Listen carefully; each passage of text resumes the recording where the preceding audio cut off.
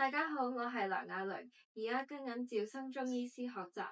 咁上一集我哋就講咗關於傷寒論同埋胡希樹嘅心路歷程咯。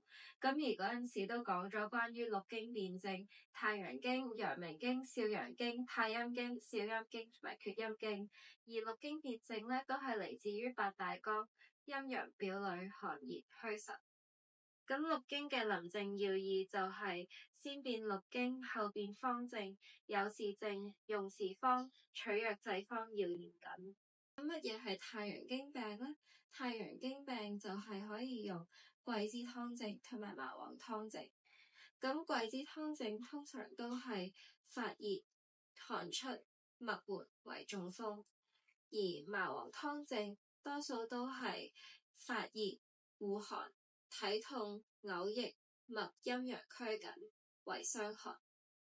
桂枝湯嘅具體適應症就有以下六樣：第一就係太陽病、發熱、惡風而脈浮弱者；第二就係時自汗出或時發熱汗出者；三就係發汗或下肢而表微解者；第四太陽陽明並證，汗多脈遲表微罷症；第五病下利脈浮弱自汗出者；第六霍亂逃離子而身痛不休者。